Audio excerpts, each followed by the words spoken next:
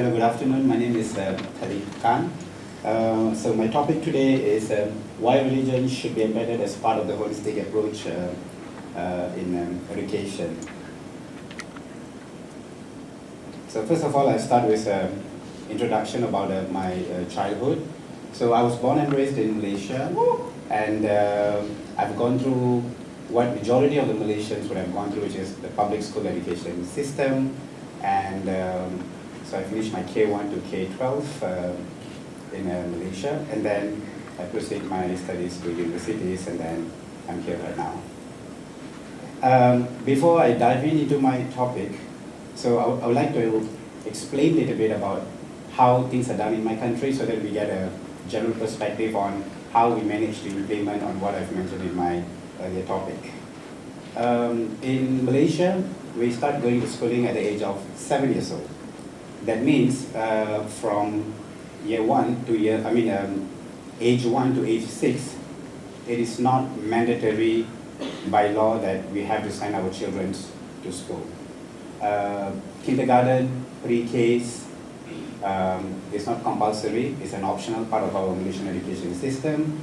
And what do we do in the first 6 years is we create a certain bonding, and the first bonding is with the family members. We want our children to have a strong connection with family members as well as extended family members. Further on in Malaysia, we give priority to our mother tongue language. So my mother tongue language is Tamil, followed by Malay, and then English is my third language. So for the first 6 years, I've raised in an environment where I only speak Tamil language, just to make sure that we are able to comprehend on what happens at home, and we continue the tradition and culture. One big thing what we do also is we introduce the religion to our children as early as possible. We try to follow the approach as step-by-step basis, and then we refine on how we explain things to our children. And finally, the biggest thing that we give importance to our children is we just want them to play. And when I mean play means is to go out, get yourself dirty, play in the mud, like being like how a child would look like in the last 50 years ago. So that's what we are trying to encourage to our students. So moving on, what do I mean by this holistic education? So in Malaysian models, rule number 1, to be a Malaysian citizen, now again I don't decide on that, it's the government policy that decides on that, is you need to believe in God. And in Malaysia, when we say that means you're subscribing yourself to a religion. That being said, I'm also subscribed to religion. I can say what I believe, I can say what I thought or what is my faith based on my personal opinion now and last 20 years ago, but in my document, that is a religion, and I have subscribed myself to religion. Religion is part of Malaysian school education, mandatory. All students must be subscribed to religion, all citizens must be subscribed to religion. And the idea behind that is, if you look back 1,000 years ago, humans are not humans like how we are now. There are things that used to be okay 1,000 years ago, but it's not okay now. The religion has been introduced to make humans more humans. That's how religion has changed humans' life. For an example, a few thousand years ago, you need to understand that siblings can get married because there was no right and wrong. We don't know what is right, we don't know what is wrong. Then religion was introduced, and then we subscribed. We kind of followed the religion, and that's how we managed to evolve, and now we are better than before. The achievement of a holistic education requires efforts to change the conditions and behaviors of school community, school supporters. Thus, school's cultural dimensions becomes very central. If you look back, we all have been taught in a certain way that if you're feeling stressed, go back home and meditate. Or say certain things, do certain things. 100 years ago, nobody has taught that. The way how we meditate now may look different from what 100 years ago. We have music, we have pianos, we have violin, we have all sorts of instruments to calm us down. But try to think 100 years ago how music looks like. Try to think 100 years ago when there's no Apple Music or Spotify, You can't just go and Google and say that play calm music and you feel calm. So somehow religion has helped us to move on. It helps us in stress management. All religions in the world teaches good things. The main important thing religion in the aspect of school education is the student's emotional need for trusting a relationship is met with the loving kindness of the educator. We embed the religion not as just only religious classes, but in our academic. We introduce how certain things come, why we have to be compassionate, empathy, and trying to understand on each other. Trying to understand our limits and trying to understand the differences we have and how we're going to behave with each other.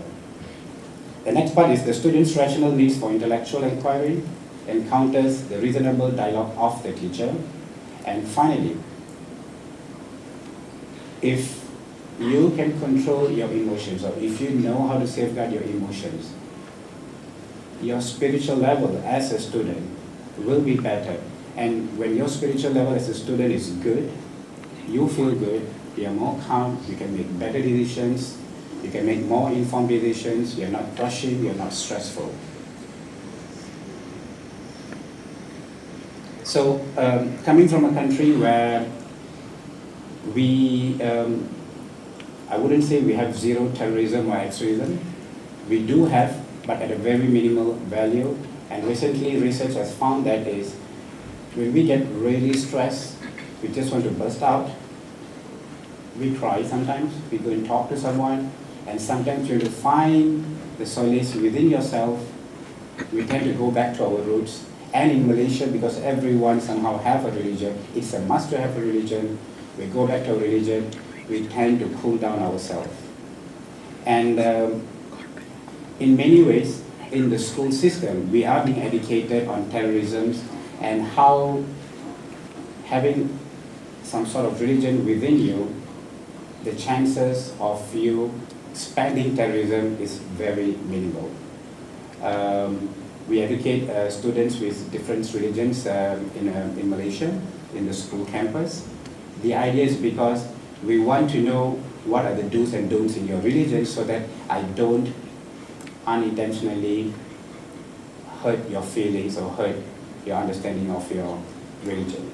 A basic example, like in Malaysia, is the three major religions is Islam, Christian, and Hindu, and we also have Buddhism also. So four main religions. We learn all this religion in the school campus. We try to understand the religion. We try to also understand what are the do's and don'ts, so that when we invite over our family and friends, our students, we know what to serve and what not to serve. We are just trying to be understanding. That's the concept of religion that what we are trying to introduce here in Malaysia, and we are still continuing. So religious leaders. So for every religion that we have here in Malaysia, we have an ambassador, a leader of that says that that we go back and refer. Like how we have a teacher, we have a head of department, we have a subject leader, then we have the admins. So that's how the religion functions in our school models in Malaysia, just to make sure that we are all on the same page. Religion leaders must be supervising and controlled by the government to avoid fanatism and extremism. That's the goal. And looking into the history of Malaysia, we have minimalized unwanted incidents based on religion and culture clashes. Back in 1969, we had one, and we learned a lot of lessons out of that. We have rectified the way how we present the religion to the students, and now here we are. Also, one of the challenges that we face in introducing religion to small children is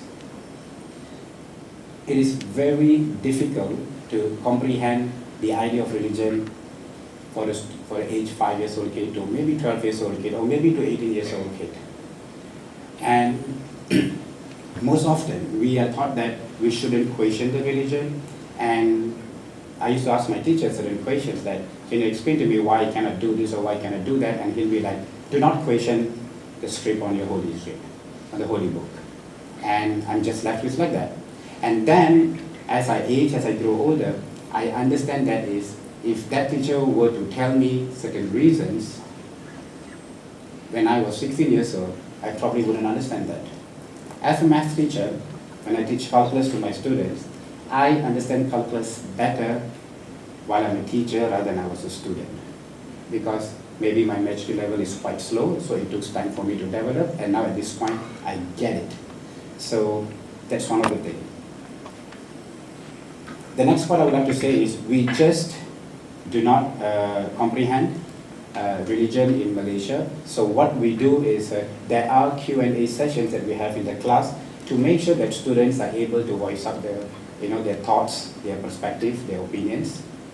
However, we try to do that in a very controlled environment, because when they are out and there's no any controlled environment, people translate religious scripts into their own perspective. When you translate into your own perspective, you tend to make your own decisions, and then you tend to judge, and then you tend to evaluate. It may be right, it may be wrong, and if it's wrong, then the disaster starts to happen. Finally, while I was studying other religions as well, one common thing that I found in all the religions, which is all the religions teach good morality to their followers. All religions teach how to respect, how to be empathy, how to be understanding, and how to also celebrate the differences between each religion. Thank you very much.